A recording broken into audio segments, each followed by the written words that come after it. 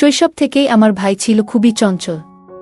যখন তার বয়স 16-17 বছরে পৌঁছায় তখন তার মন ধীরে ধীরে পাড়ামহল্লার মেয়েদের প্রতি আকর্ষিত হতে থাকে। ভাইয়ের নাম ছিল অভিজিৎ, কিন্তু পাড়ার সকলে তাকে আদর করে অভি বলে ডাকত। দেখতে যেমন সুন্দর ছিল তেমনি তার মিষ্টি কথার মধ্যেও এমন এক ধরনের আকর্ষণ ছিল যে তার থেকে বড় বয়সী মহিলারাও তার সঙ্গে কথা বলার বাহানা খুঁজে বেড়াত। অভিজিতের আরেকটি বিশেষ গুণ ছিল, সে সাধারণত এমন মহিলাদের সঙ্গে বন্ধুত্ব গড়ে তুলতেন যারা একা থাকতেন এবং বাড়ির দায়িত্বে ছিলেন। এতে তাদের সঙ্গে আলাপ আলোচনা ও দেখা করা সহজ হতো এবং কারো সন্দেহের চোখে পড়তে হতো না। একদিন আমার ভাই আমাকে এসে বলল, বোন, টিউশন পড়তে আসা সেই মেয়েটি বেশ চমৎকার।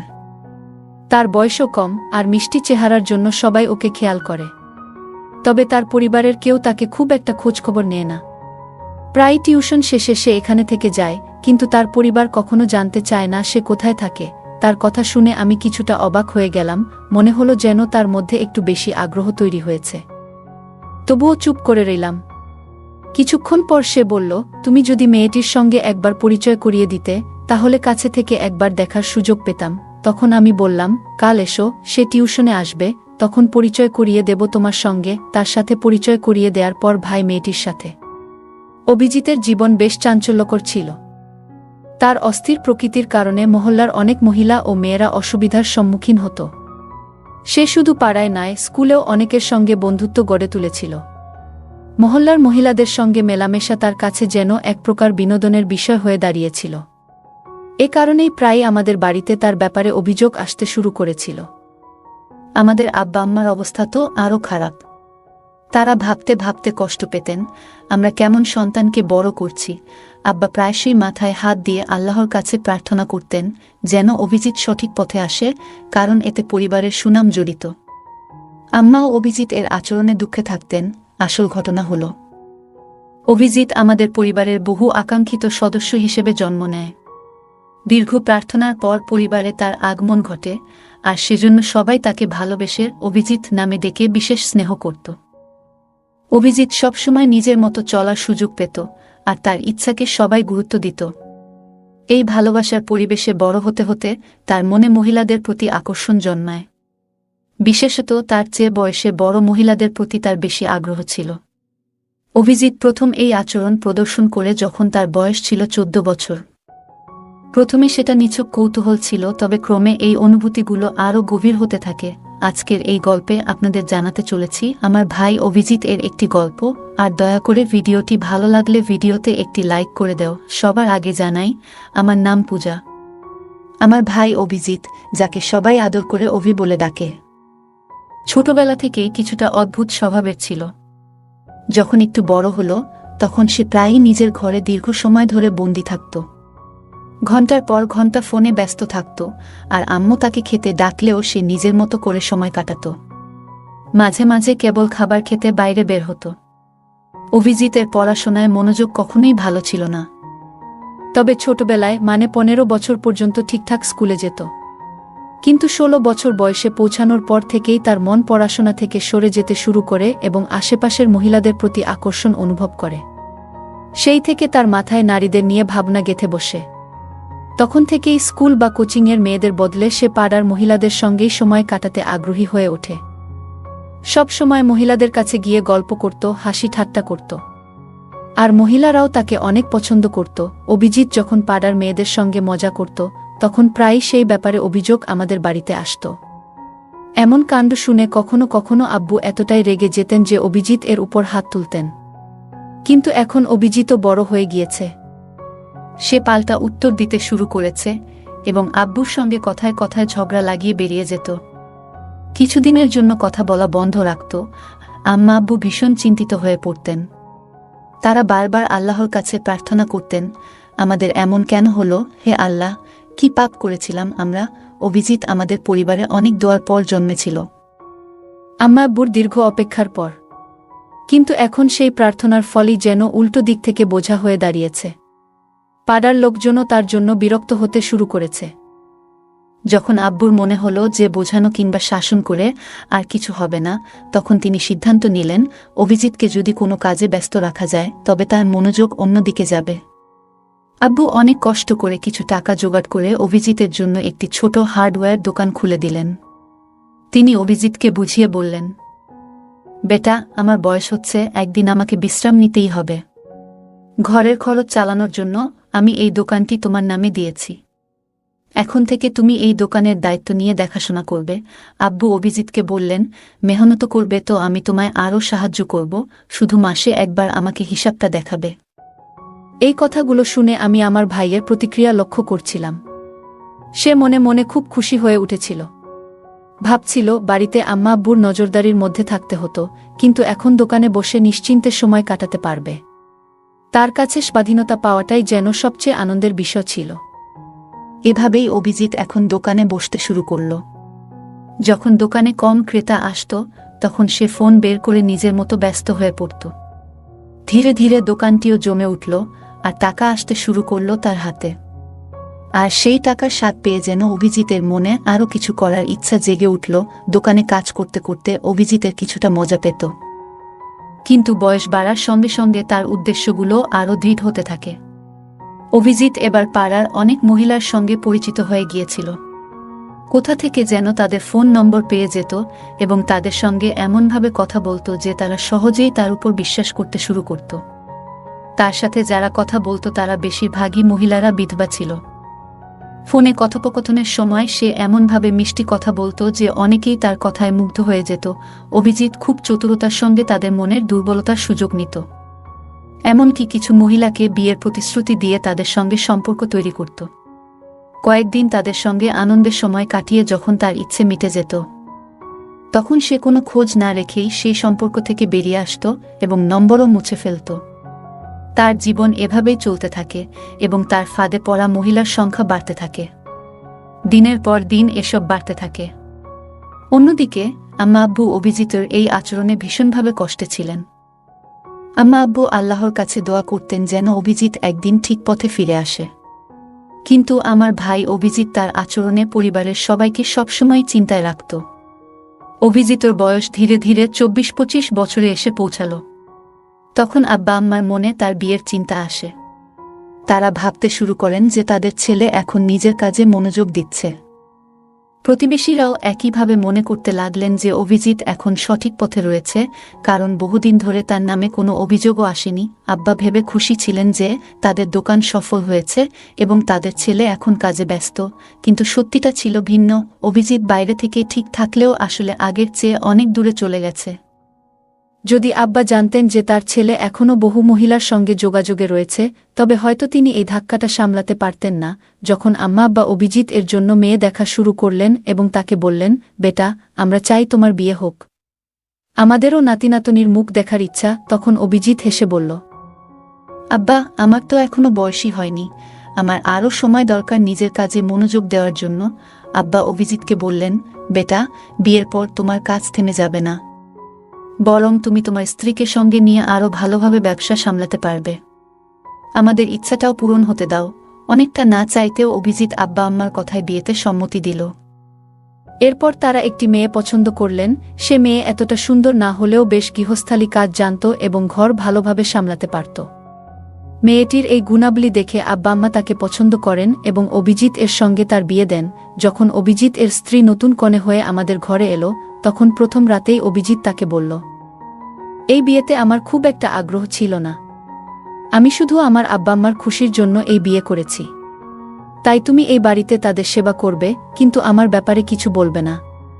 আমি কি করি, কোথায় যাই, কি খাই, এসব নিয়ে কোনো প্রশ্ন করবে না। তার স্ত্রী কিছু না বলেই রাজি হয়ে গেলেন এবং সেভাবেই সংসার শুরু করলেন। অভিজিৎ এর স্ত্রী তার কাজের মাধ্যমে শ্বশুর শাশুড়ির মন জয় করতে পারলেও অভিজিৎ এর মন জয় করতে পারলেন না। তার পুরনো অভ্যাসগুলো বজায় ছিল এবং সে আগের মতোই বিভিন্ন মহিলার সঙ্গে সম্পর্ক রাখত। বয়স বাড়ার সঙ্গে সঙ্গে সে আরও নতুন উপায়ে মহিলাদের আকর্ষণ করতে শুরু করে। বিশেষ করে সে এমন মহিলাদের সঙ্গ বেছে নিত যাদের প্রাচুর্য ছিল এবং অভিজিৎ তাদের জন্য কিছু খরচ করতে হতো না। এভাবেই অভিজিতের জীবন চলতে থাকে। তবে সময়ের ব্যবধানে সে কিছুটা সময় তার স্ত্রীর জন্যও রাখত। তাদের বিয়ের 3 বছর পর তাদের 2 ছেলে হয়। তখন অভিজিতের স্ত্রী তাকে বোঝানোর চেষ্টা করল, দেখো, আমাদের এখন 2 সন্তান রয়েছে। তোমার উচিত ওদের প্রতি মনোযোগ দেওয়া। তুমি এইভাবে রাতের পর রাত বাইরে থেকো না। আম্মা আব্বা বৃদ্ধ হয়ে গেছেন এবং অভিজিতের স্ত্রী তাকে বোঝানোর চেষ্টা করলেন যে তুমি অনেক সময় বাইরে কাটাও, বাড়িতে সময় দাও, আব্বা আম্মার দেখাশোনা করো এবং আমাদের সন্তানদের জন্য দায়িত্বশীল হও। কিন্তু অভিজিতের স্ত্রীর কথায় খুব একটা কান দেয়নি, নিজের মতোই জীবন উপভোগ করতে থাকে। বছর কেটে যেতে থাকে এবং অভিজিতের সন্তানরাও বড় হতে থাকে। এদিকে অভিজিতের বয়সও 46-47 ছুঁই ছুঁই। এই জীবনের পর্যায়ে এসে নতুন ধরনের চ্যালেঞ্জ আসতে শুরু করল। তবে কি অভিজিৎ তার পুরনো অভ্যাসগুলো থেকে কিছু শিখতে পারবে? এটাই এখন দেখার বিষয়। যখন তার বয়স প্রায় 48-এ পৌঁছাল, তখনও তার চালচলন এমন ছিল যে কেউ বুঝতে পারত না যে সে এই বয়সের মানুষ। বরং সে সবসময় এক তরুণের মতো পোশাক পরিচ্ছদে নিজেকে গুছিয়ে রাখত। আর্থিক দিক থেকেও কোনো অভাব ছিল না তার জীবনে। ভালো খাবার, দামি পোশাক আর রাজকীয় স্টাইলে সবকিছু করত। তার ব্যবসাও দিন দিন বাড়ছিল এবং সমাজেও তার নিজস্ব প্রভাব ছিল। এমনকি অনেক মহিলাও তার এই প্রভাবের দিকে আকৃষ্ট হয়ে তার কাছাকাছি আসত। একদিন হঠাৎই আমাদের পাড়ার এক ব্যক্তি প্রচণ্ড রাগ নিয়ে আমাদের বাড়িতে এলো এবং সে এসেই বলল, বোনজি, দেখুন আপনার ভাইয়ের ছেলে তো একেবারে সীমা ছাড়িয়ে গেছে। স্কুলের এক মেয়েকে বিরক্ত করছিল। এটা শুনেই আমি হতবাক হয়ে গেলাম। ভাবতে লাগলাম, আমার ভাই অভিজিৎ যখন ছোট ছিল তখনও ও কিছু অপকর্ম করেছিল, আর এখন তার ছেলেরাও সেই পথেই হাঁটছে। আমার ভাই অভিজিৎ ছোটবেলায় একটু দুষ্টু প্রকৃতির ছিল, অনেকটা বেপরোয়া স্বভাবের। এখন তার সন্তানরাও যেন বাবার সেই বেপরোয়া স্বভাবটিই গ্রহণ করছে। অভিজিৎ কিছুদিন আগে গ্রামে ফেরার পর আমি তাকে তার ছেলেদের এইসব আচরণের কথা জানাই। এতে সে বেশ চিন্তিত হয়ে পড়ে এবং তাদের সঠিক পথে ফিরিয়ে আনতে বোঝানোর চেষ্টা করে। কিন্তু ছেলেরা যেন বাবার নিজের ছোটবেলার কর্মকাণ্ডেরই প্রতিচ্ছবি, তারা তার কথা শুনতেই চায় না। অভিজিৎ উপলব্ধি করে তার ছোটবেলায় করা ভুলগুলোর ছায়া যেন এখন তার ছেলেদের মধ্যেই দেখতে পাচ্ছে। একসময় সে অতীতে ফিরে যায়। তার জীবনের একটি বিশেষ সময়ের কথা মনে পড়ে। তখন তার বন্ধুত্ব হয়েছিল একজন অভিজ্ঞ শিক্ষিকার সাথে, যিনি একাকী জীবন কাটাচ্ছিলেন আর তিনি বিধবা ছিলেন। ধীরে ধীরে তাদের মধ্যে থাকা দূরত্বগুলো মুছে যেতে থাকে, আর সেই শিক্ষিকা যেন তার জীবনের সবচেয়ে বড় অনুপ্রেরণা হয়ে ওঠেন। একদিন গল্প করতে করতে সেই শিক্ষিকা হঠাৎ জানতে চান, তোমার কি আগে কখনো এমন অনুভূতি হয়েছে কারো সঙ্গে? আমার আগে আমার ভাই তার পুরনো অভ্যাসে ফিরতে শুরু করল। একদিন সেই মহিলা তাকে বলল, তোমার তো পরিবার আছে, স্ত্রী, সন্তান, আর অন্য কোনো সম্পর্ক তো নেই, তাই তো? আমার ভাই তখন মৃদু হাসি দিয়ে বলল, না না, আমি তো কোনো অন্যরকম সম্পর্ক রাখি না। এই কথা শুনে সেই মহিলা একটু চিন্তায় পড়ে বললেন, তাহলে অবিবাহিত কারো সাথে কখনো এমন কিছু করনি? ভাই তখন নিজের নিরীহ ভাব ধরে বলল, না, একদমই না। কিন্তু সেই মহিলা তার মিথ্যা বুঝে ফেললেন। এরপর কিছুক্ষণ চুপ থেকে বললেন, আমার কাছে এক মেয়ে টিউশনে আসে, দেখতে খুব সুন্দরী, তোমাকে ওর সাথে পরিচয় করিয়ে দেব। ভাই প্রথমে একটু অবাক হলেও মনে মনে খুশি হতে লাগল। সে ভাবল, কেন এই মহিলা এমন প্রস্তাব দিচ্ছেন? মনে মনে দ্বিধায় থাকলেও রাজি হয়ে গেল। মেয়েটির নাম শুনে তার চোখে এক অদ্ভুত আনন্দ ফুটে উঠল, কারণ কম বয়সী মেয়েদের দিকে তার একটু বেশিই নজর থাকত। একদিন আমার ভাই আমাকে বলল, বোন, সেই মেয়েটি খুব সুন্দর, ছোট্ট বয়সের মিষ্টি চেহারার। ওর পরিবারও ওকে তেমন একটা খেয়াল করে না। সে যখন টিউশনে আসে প্রায় রাতে থেকে যায়, অথচ ওর পরিবার থেকে কখনো জানতে চায় না সে কোথায় থাকে। ভাইয়ের কথাগুলো শুনে আমি একটু অবাক হলাম। মনে হলো সে যেন কিছুটা বেশি আগ্রহ দেখাচ্ছে। তবে কিছু বললাম না। কিছুক্ষণ পরে সে আমাকে বলল, একবার পরিচয় করিয়ে দাও তো মেয়েটার সঙ্গে, কাছে থেকে একটু দেখা উচিত। আমি তখন বললাম, কাল আসো, সে টিউশনে আসবে, তখন তোমার সঙ্গে পরিচয় করিয়ে দেব। পরের দিন দুপুরে অভিজিৎ এলো। সেই মেয়েটি পড়াশোনায় ব্যস্ত ছিল, আর তার চেহারা দেখে অভিজিৎ এর চোখে অদ্ভুত এক উজ্জ্বলতা ফুটে উঠল।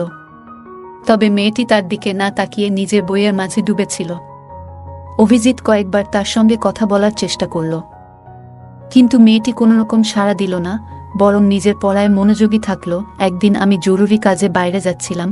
যাবার আগে ভাইকে ইঙ্গিত করে বললাম, আমি কিছুক্ষণের জন্য বাইরে যাচ্ছি, তুই নিজের দায়িত্ব নিজেই সামলাবি। বাইরে যাওয়ার পর অভিজিৎ মেয়েটির দিকে এগিয়ে গেল এবং কথা বলার চেষ্টা করল। মেয়েটি প্রথমে একটু অবাক হলেও বিনয়ের সাথে কয়েকটা কথা বলল। কিন্তু এরপর মেয়েটি বুঝতে পেরে আর কথা বাড়াতে চাইল না। এই ঘটনার পর থেকে মেয়েটি আর পড়তে আসেনি। আমি ভাইকে এ বিষয়ে জানতে চাইলে সে শুধুমাত্র হেসে বিষয়টা এড়িয়ে গেল।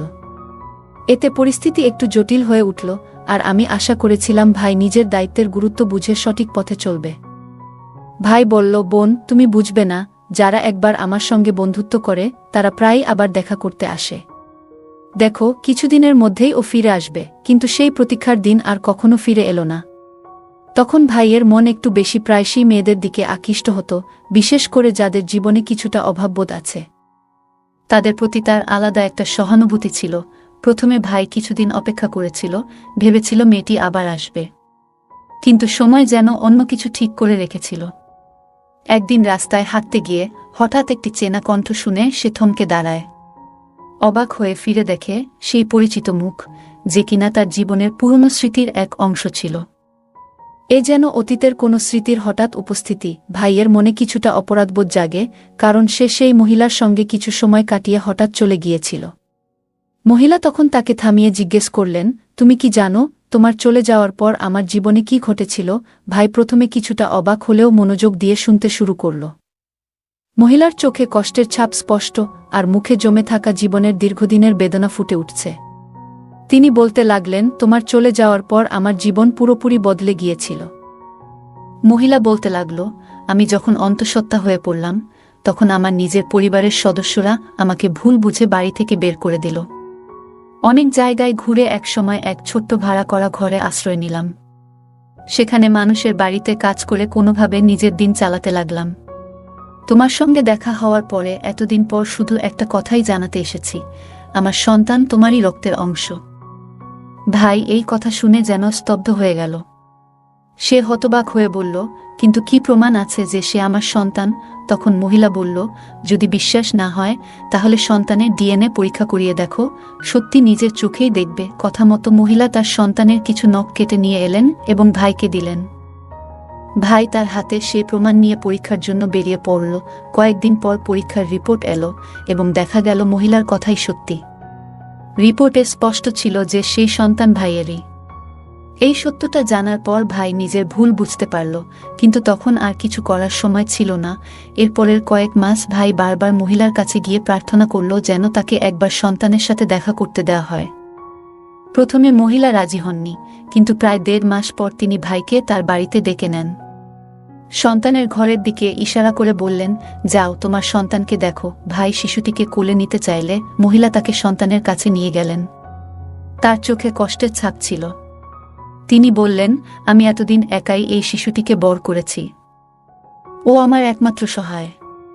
কিন্তু তুমি এসে আমাদের জীবনটা এলোমেলো করে দিয়েছ। এ কথা বলে মহিলা চলে গেলেন। বাচ্চাটি তখন অসুস্থ ছিল। টাকা না থাকায় তাকে ভালো কোনো চিকিৎসা করাতে পারেনি। ভাই মনে হলো যেন পায়ের নিচের মাটি সরে গেছে। শিশুটিকে বুকে জড়িয়ে ধরে সে দ্রুত হাসপাতালে নিয়ে গেল। ডাক্তার পরীক্ষা করে বললেন, শিশুটি মানসিক আঘাতে আছে। তার স্মৃতিশক্তি দুর্বল হয়ে গেছে এবং কিছুটা মানসিক ভারসাম্য হারিয়েছে। সে কখনো পুরোপুরি সুস্থ হবে কিনা বলা যাচ্ছে না। এসব কথা শুনে ভাইয়ের মন ভেঙে গেল, তবে নিজের ভুলের পরিণতি তাকে মেনে নিতেই হলো। এমন অবস্থায় সে ছেলেটিকে নিয়ে বাড়ি ফিরে এলো এবং তার যত্ন নেওয়া শুরু করল।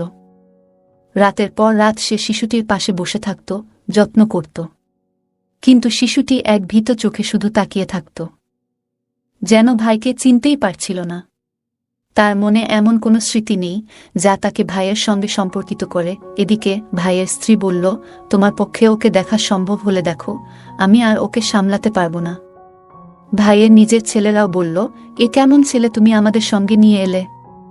আমরা ওকে আপন বলে মেনে নিতে পারছি না। ভাই যেন একটা ঝড়ের মধ্যে দিশাহারা হয়ে পড়ল।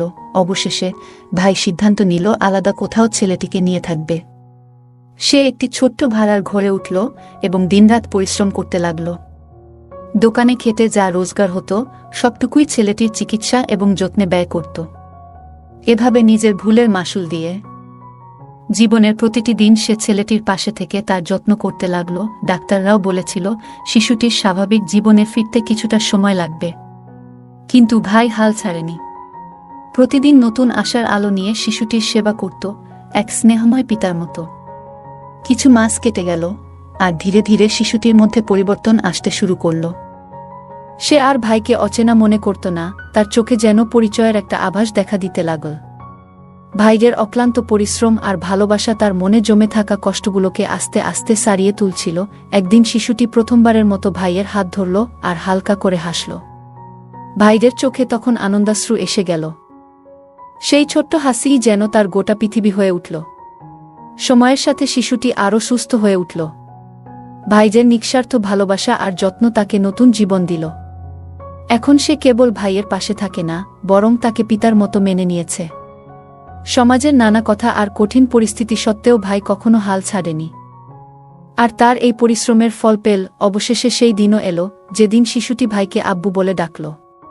সেই একটি শব্দেই ভাইয়ের সব কষ্ট যেন মিলিয়ে গেল। গল্পে দেখা যায় যে আবেগ আর আকর্ষণ নিয়ন্ত্রণ না করলে জীবন জটিল হয়ে যেতে পারে। অভিজিৎ তার দায়িত্বজ্ঞানহীন আচরণের জন্য বড় মূল্য চুকাতে হয়েছে। নিজের ভুল বুঝে নেওয়া এবং তার পরিণতি মেনে নেওয়া, এটি একটি কঠিন কিন্তু প্রয়োজনীয় শিক্ষা।